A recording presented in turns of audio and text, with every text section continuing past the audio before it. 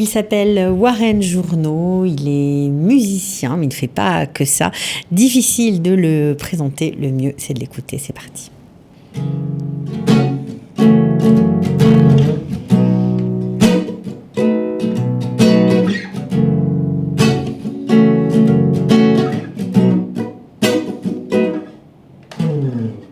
Je te les cache, les images trash, ça ne me dérange pas, non. Je dirais plutôt que ça m'attire et empire, tragico-comique pour le pire. La meuf avec ce mec qui me mate, qui m'allume, qui m'admire. Ah, oh, mais qu'est-ce qu'elle me veut? Je la tire et la prends par les cheveux. Ma technique, mon attaque, ce sera d'écouter ses désirs. Et tant qu'elle insiste, je persiste et si tatou sur son cœur, gravé par erreur. Car tabou, tabou, j'ai pas de tabou. Tabou, tabou, j'en ai pas du tout. Tabou, tabou, qu'est-ce que je m'en fous. Tabou, tabou, qu'on prenne pour un voyou. Bravo, c'est Warren Journeau. Il est là non pas parce qu'il chante ou parce qu'il a un spectacle à nous présenter, non pas du tout, mais pour nous raconter son parcours d'Alia. C'est parti. Ils ont relevé le défi de l'Alia. Alia Story, c'est vous, c'est nous. Alors Warren, on est très content de t'accueillir. On se connaît par des chemins vraiment incroyables, hasardeux de la vie, oui, comme on dit. Donc tu es en Israël, en fait, officiellement depuis 3 ans. Et tu as fait des allers-retours incessants depuis, on va dire, 2006, pendant 10 ans. Ouais. C'est à peu près ça. Alors, qu'est-ce qui t'attire tellement en Israël et pourquoi tu as quitté ce monde de la musique, bien que tu en fasses tous les jours encore, hein, mais disons le monde un peu plus professionnel de Paris, voilà, la vie parisienne. Tu avais aussi, on le sait, tu travailles aussi rue des Rosiers, tu avais un très beau magasin de fleurs, pour ceux qui s'en souviennent. Ouais.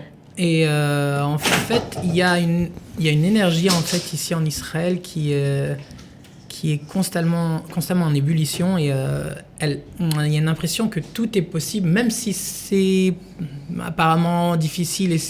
Alors, tandis qu'à Paris, je sentais que ça stagnait, que les énergies bougeaient pas et ça me convenait plus ce que je trouvais ici que là-bas, en fait. Donc, en plus, j'ai toujours voulu vivre au bord de la mer. Ah oui, Paris, non, c'est pas ça. Non, et Paris, c'était la mer une fois par an, ou si on arrivait à avoir une journée à Deauville en juin ou en juillet. Bon, bref, ça me suffisait pas. Et puis bon, j'ai d'abord essayé 2-3 mois. Ouais. Et finalement, j'avais besoin de la mer. Ça me relaxe, ça me détend. Et même pour jouer, pour écrire, ça me correspond. Et ça me... Alors, ça te correspond, mais il y avait quand même un amour de la terre, de ce pays, oui. Chevillé au corps, parce que tu m'as quand même dit, en préparant l'émission, que tu avais l'impression d'être une plante qui saigne chaque fois que je retournais à Paris, ouais. C'est donc, quand même fort. C'était l'impression, l'image que j'avais intérieurement. Et donc, je me suis dit, attends, reviens et laisse un peu, maintenant, cette plante s'imprégner de la terre et faire grandir les racines, finalement. Les premières choses que je me rappelle dans mes rêves, ce qui me manquait pendant les 2-3 premiers mois, je rêvais que je marchais simplement dans les rues de Paris. C'était juste les ambiances des rues de Paris, mais finalement, à part ça, et puis après, ça a disparu. Et ce que je reçois ici, spirituellement parlant, me renforce 1000 fois plus. En fait, ici, je deviens complet, en fait. Déjà... je deviens plus complet ici, en fait. Tu te sens plus entier. Entier, je suis entier. Voilà.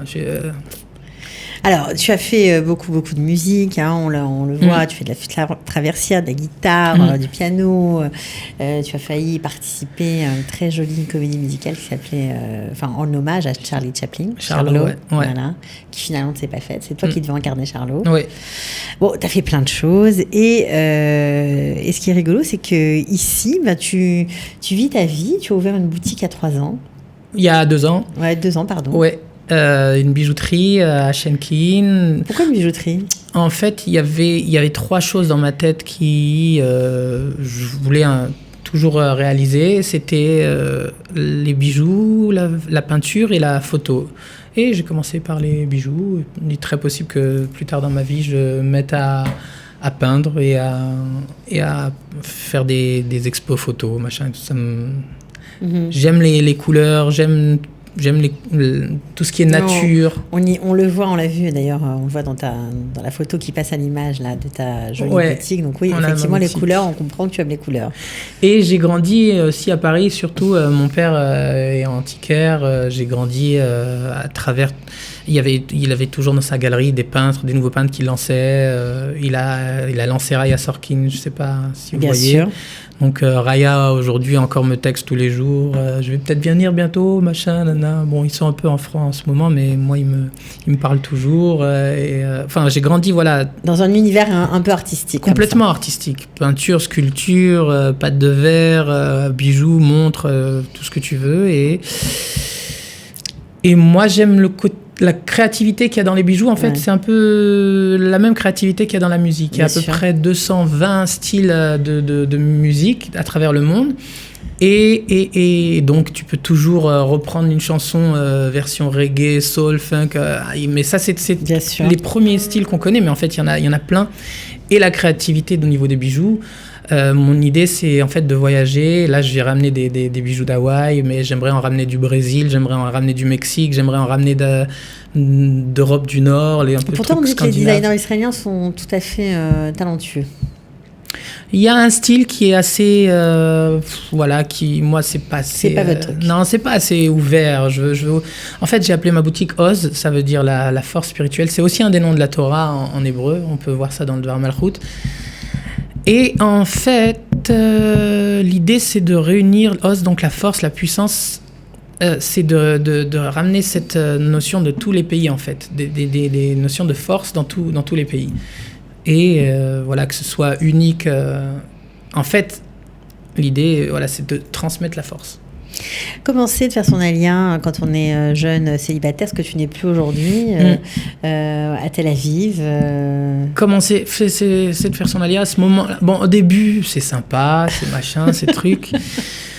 Mais bon, franchement, on s'en lasse vite. De la vie tel-avivienne? Ouais, on s'en lasse vite.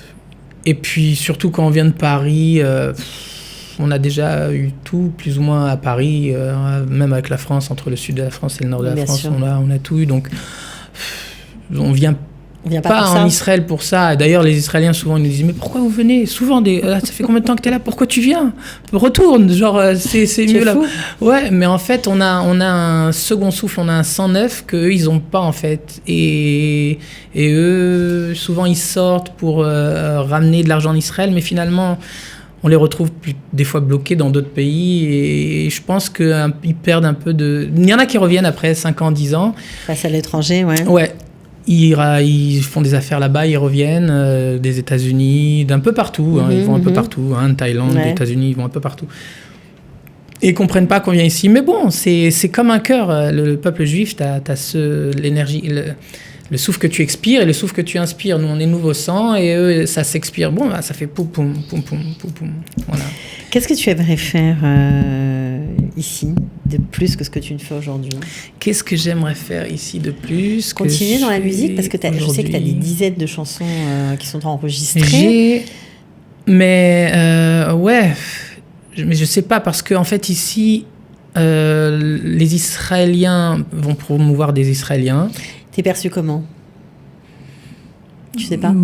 Pour les Israéliens, t'as beaucoup d'exemples de collaborations franco-israéliennes qui marchent.